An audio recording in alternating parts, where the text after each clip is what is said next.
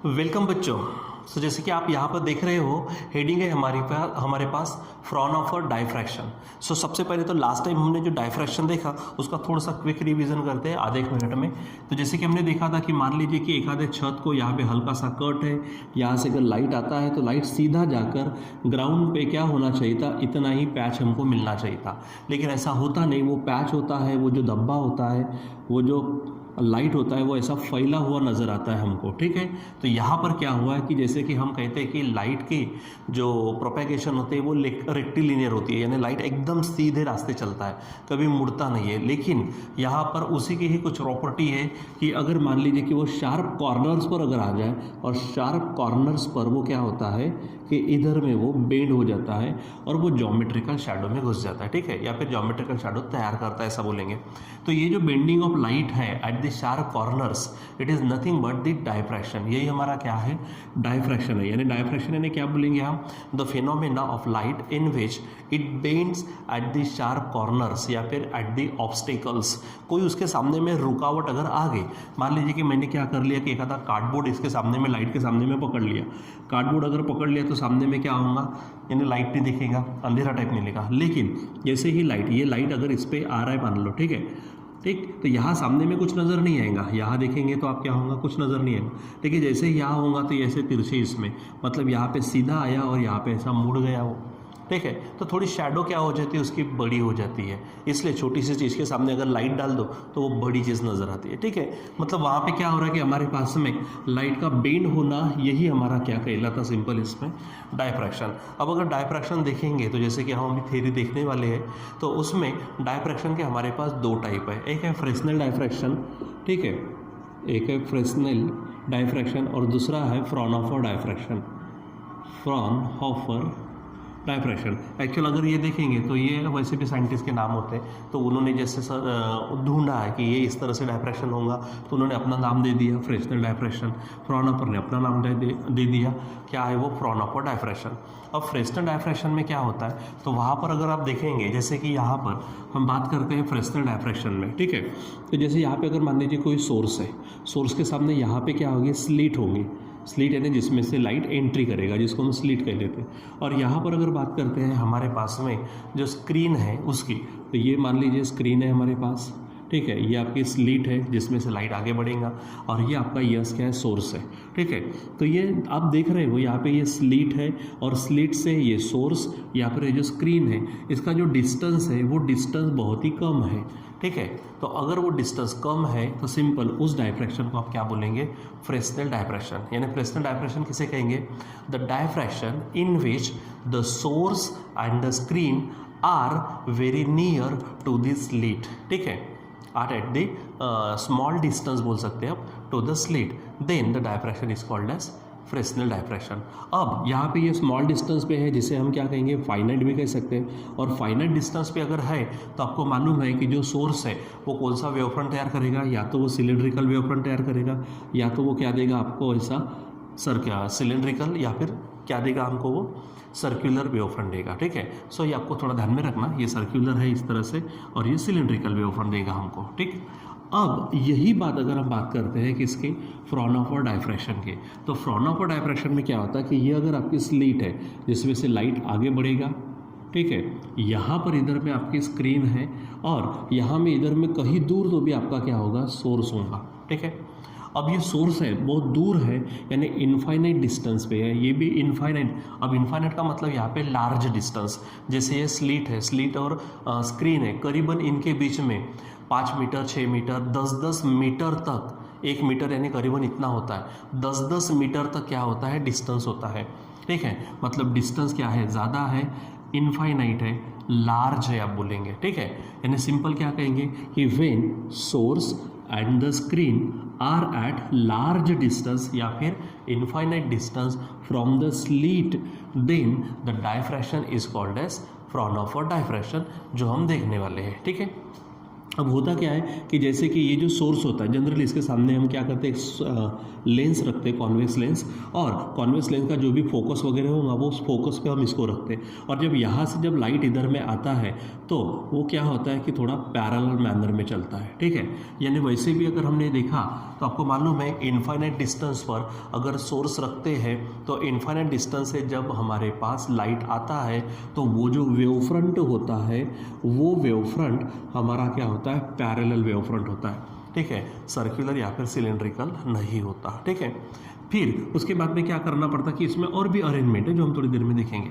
बस ये ध्यान में रखो कि फ्रेस्नेल में क्या होता है, स्लिट से सोर्स और स्क्रीन नज़दीक रहते हैं, और फ्रॉनोफर में क्या होता है, सोर्स और जो स्क्रीन है वो स्लिट से दूर रहते हैं, ठीक है। ये दोनों में डिफरेंस ध्यान में रखना। दूसरी बात, फ्रेस्नेल में सिलिंड्रिकल या फिर सर्क्यूलर हमको क्या मिलता है, सर्कुलर में बोलेंगे उससे अच्छा कि स्पेरिकल बोलेंगे, स्पेरिकल वेव फ्रंट मिलता है, और यहाँ पर हमको क्या मिलता है, वो वेव फ्रंट हमको पैरेलल वेव फ्रंट मिलता है, ठीक है। अब हमारे पास में जो हेडिंग है जैसे कि हमने यहाँ पे डाल के रखी है, जैसे हमने थ्योरी ऑफ इंटरफेरेंस बैंड्स देखी थी, अभी हम थ्योरी हम देखेंगे डायफ्रैक्शन पैटर्न की, ठीक है। सो यहाँ पर हमारे पास आज के हेडिंग जो है उसमें हेडिंग और हम उसको आगे बढ़ाते हैं, Fraunhofer diffraction due to single slit या फिर एट सिंगल स्लिट आप बोल सकते हो, सिंगल स्लिट। यानी जैसे कि आपने यंग्स डबल स्लिट एक्सपेरिमेंट देखा था तो उसमें 2 स्लिट थी, मतलब 2 पैसेज में से क्या हो सकता था, लाइट आ सकता था। यहाँ पे एक ही आपके पास क्या है, स्लिट है, ठीक है।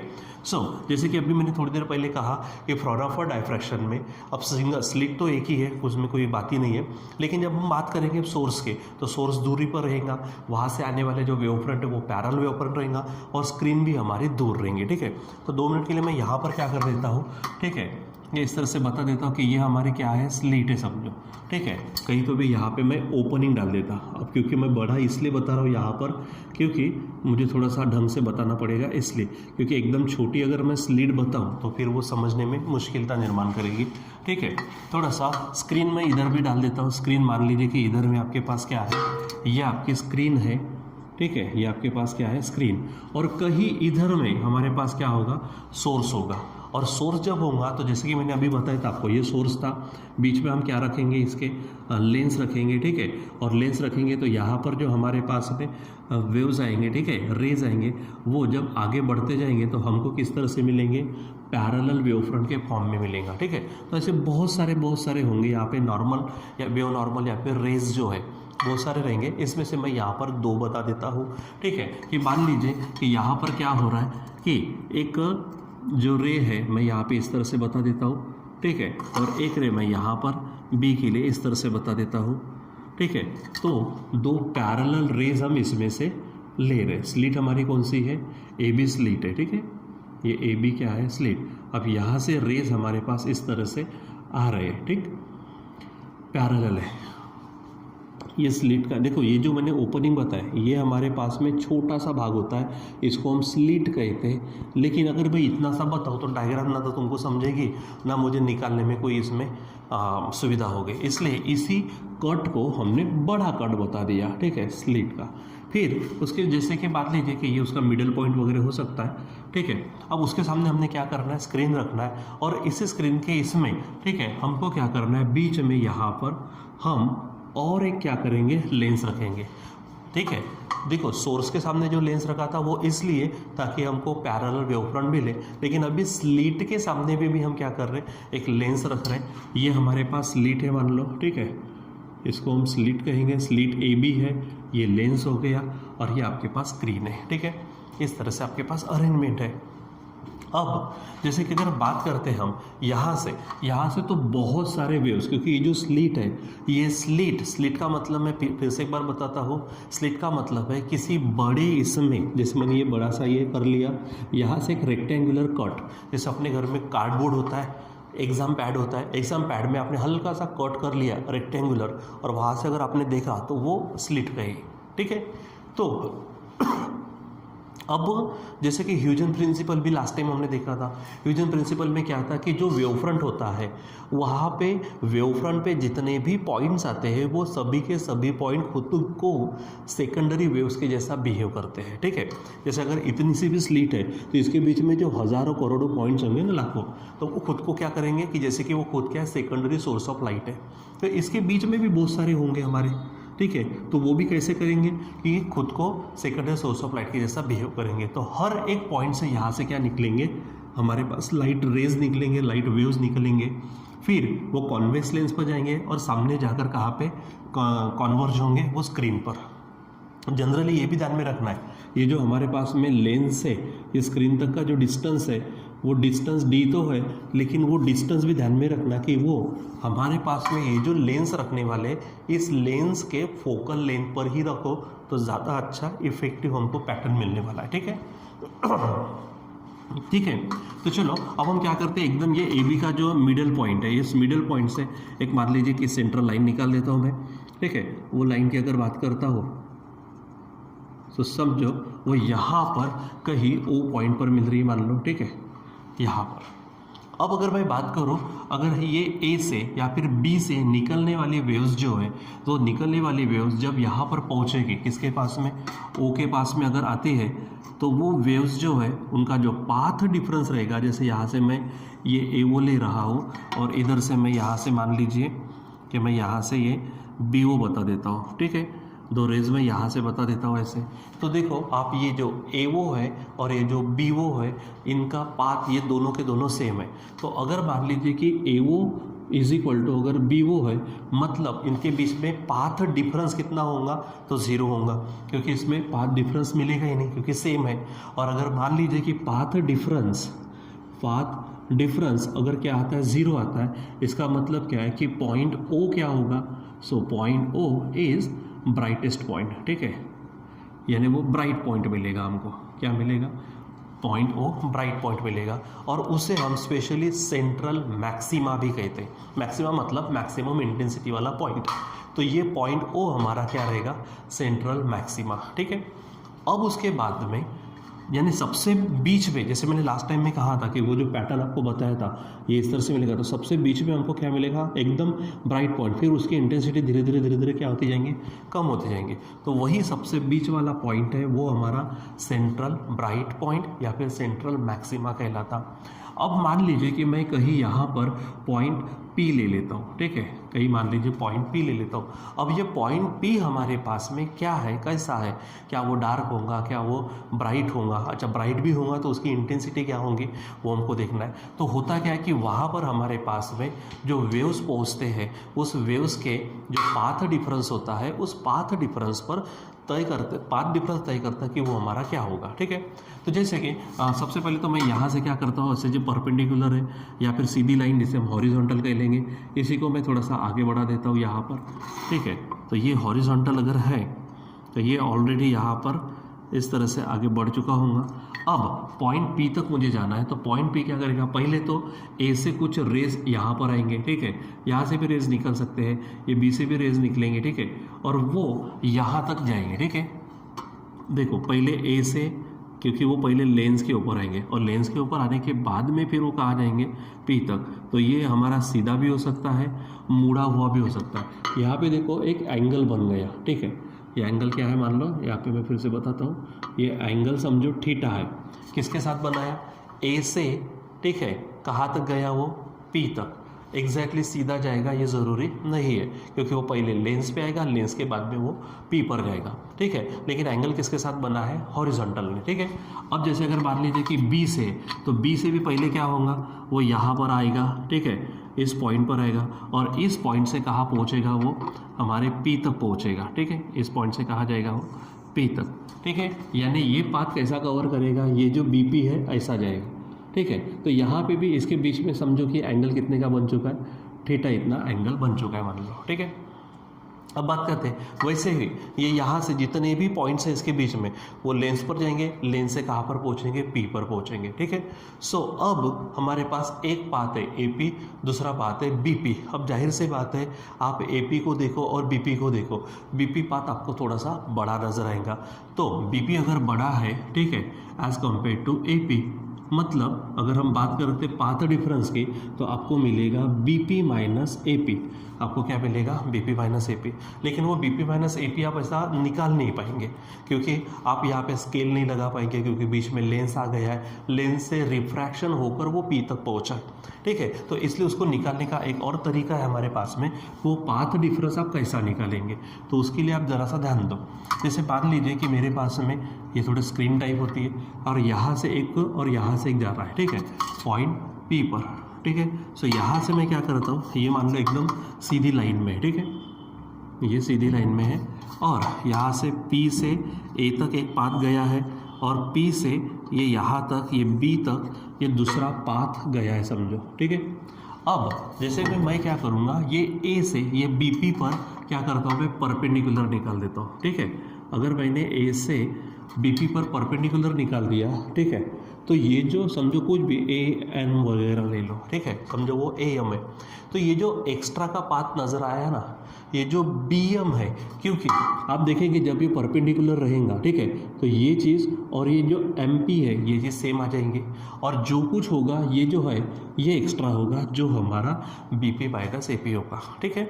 यानी हमको पाथ डिफरेंस निकालने के लिए मैं क्या करूँगा, सीधा सीधा यहाँ से A से ये जो BP गया है वहाँ पर मैं क्या करूँगा, यहाँ पर ऐसा यहाँ पे 90 का एंगल निकाल दूँगा, ठीक है।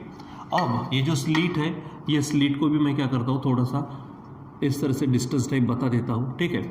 और ये स्लीट का डिस्टेंस है मान लीजिए D, या फिर स्लीट की विड्थ है, जो हमने देखा था ना, ये कट था यहाँ पे, इसकी ये जो विड्थ है, ये विड्थ समझो D है, जो मैंने AB के रूप में बड़े लेवल पे बताई है, ठीक है। ये करीबन 10⁻⁻⁴ टू 10⁻⁻³ यानी मिलीमीटर से भी कम रहती है।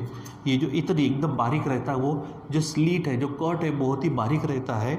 लेकिन मैंने यहाँ पे AB इतना बड़ा है, ठीक है, इतना बताया, तो आप ये मत समझो कि सर इतना बड़ा रहता क्या, नहीं, ये बहुत ही कम है, ठीक है। इसको हमने बड़े रूप में बताया ताकि हम डायग्राम ढंग से निकाल पाए, उसको समझ पाए हम, ठीक है। सो ये चीज़ ध्यान में रखना, ठीक है। तो अब AB की विड्थ कितनी है, D है, समझो, ठीक है। अब यहाँ पर ये हमने यहाँ पे नाम दे देता हूँ, मैंने BM नाम दिया है, BM कोई भी नाम दे दो, ठीक है।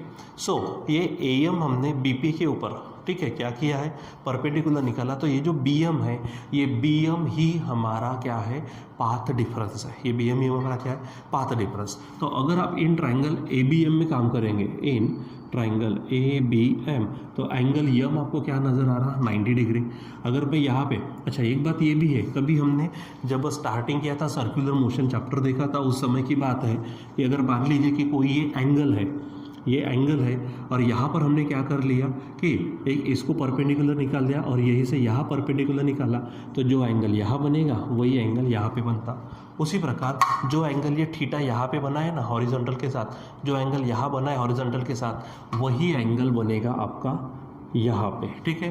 क्यों, क्योंकि ये जो B से सीधा गया हॉरिजॉन्टल, उसको AB परपेंडिकुलर है, और BP जो गया है उसको A से AM परपेंडिकुलर है। तो किसी एंगल के साइड्स को अगर हम परपेंडिकुलर निकालते तो उन परपेंडिकुलर के बीच का एंगल भी उसके बराबर रहता गिवन एंगल के। ये हमने वहाँ देखा था आज से कुछ 7-8 महीने पहले, ठीक है। आप उसको चेक कर सकते हो, मैंने पॉइंट लिख के दिया है। तो यहाँ पर ये भी क्या होगा, थीटा। तो इस पर देखो, अगर मैं ये साइन थीटा लेता हूँ तो साइन थीटा क्या हो जाएगा, देखो ये जो ABM है ये 90 है, तो AB हमारा हाइपोटेनस होगा और ये BM, तो साइन थीटा यानी अपोजिट और हाइपोटेनस, मतलब क्या होगा, BM अपॉन हाइपोटेनस AB है, मतलब BM अपॉन स्मॉल d, ठीक है। तो आप BM को क्या करो, अकेला करो, तो BM इज इक्वल टू क्या होगा, D इंटू साइन थीटा। और मैंने कहा था अभी थोड़ी देर पहले, ये BM ही हमारा पाथ डिफरेंस है, ठीक है। अब दूसरी बात ये है कि ये जो हम एंगल यहाँ पे बता रहे, ये इतने कम है कि शायद वो 1-2 डिग्री भी ना हो, ठीक है। अगर मैं 1 डिग्री का भी एंगल निकालूँ ना, वो एंगल भी ढंग से नहीं दिखता, ठीक है, इतने कम है। तो अगर ऐसा है कि इफ़ क्या बोलेंगे हम, थीटा इज़ वेरी स्मॉल, ठीक है, थीटा अगर क्या है, बहुत स्मॉल है, तो हमारे पास साइन थीटा रहे या फिर टैन थीटा रहे उन सब को हम डायरेक्ट थीटा ही कंसीडर कर सकते हैं, ठीक है। यानी हमारे पास जो पाथ हो जाएगा वो B M is equal to क्या होगा, डी इंटू ये जो साइन थीटा है उसको हम थीटा ही कहेंगे, ठीक है।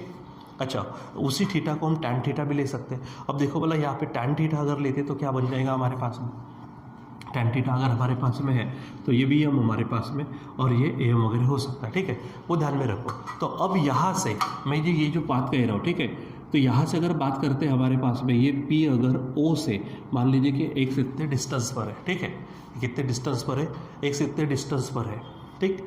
अब यहाँ से जितना भी ये एंगल बनेगा, चाहे नीचे साइड में ऊपर साइड में जो भी एंगल बने, इतना बारीक रहेगा, इतना बारीक रहेगा कि जैसे कि मैंने कहा ना, थोड़ा सा यहाँ पे मैं बता दूँ, ठीक है, ये इस तरह से रहेगा। तो ये एक्स डिस्टेंस है, ये थीटा हो जाएगा, ठीक है। तो थीटा अगर लेते हैं तो ये टैन थीटा के रूप में लो, तो टैन थीटा क्या कहता है हमको, अपोजिट अपॉन एडजेसेंट। तो अपोजिट हमारे पास में एक्स है, ठीक है। अब रही बात एडजेसेंट की, ठीक है, तो यहाँ से ये जो डिस्टेंस होगा, ये डिस्टेंस आप यहाँ से ध्यान में रखेंगे, ठीक है, ये इतना डिस्टेंस हो जाएगा। यानी हमारे पास जो थीटा है वो एक्स अपॉन कैपिटल डी तब बन जाएगा। कितना बन जाएगा वो, एक्स अपॉन कैपिटल डी, ठीक है। तो इसीलिए, ठीक है, बट हम क्या बोल सकते हैं कि theta is equal to x upon capital D, so B M is equal to D into x upon D. मतलब ये जो बी एम है जो हमारा क्या कहलाता, पाथ डिफरेंस, ये path difference is equal to बन जाएगा x d upon capital D, ठीक है। और ये जो हमारे पास x d upon capital D है, इसी x d upon capital D मतलब पाथ डिफरेंस पर अब डिपेंड करता है कि हमारे पास पॉइंट पी कैसा होगा, ठीक है। हमारे पास पॉइंट पे ब्राइट पॉइंट होगा, ब्राइट होगा तो उसकी इंटेंसिटी क्या होंगी, ये सब, ठीक है। उसके बाद अगर डार्क है तो डार्क के लिए कंडीशन क्या होंगी, ये सब। तो ये सब हम देखेंगे हमारे नेक्स्ट क्लास में, ठीक है। तो आज इतना ध्यान में रखो कि हमारे पास में यहाँ से जो पाथ डिफरेंस होता है वो पाथ डिफरेंस कितना मिलेगा हमको, x d upon capital D. और इस x d upon capital D मतलब पाथ डिफरेंस के बदौलत आपको ध्यान में रखना है कि आगे वाला कंसेप्ट, आगे वाला या जो पॉइंट्स हमको मिलते जाएंगे वो पॉइंट्स कैसे रहेंगे, ठीक है। सो यहाँ पर हम रुकते हैं, बाकी हम कंटिन्यू करेंगे बाद में।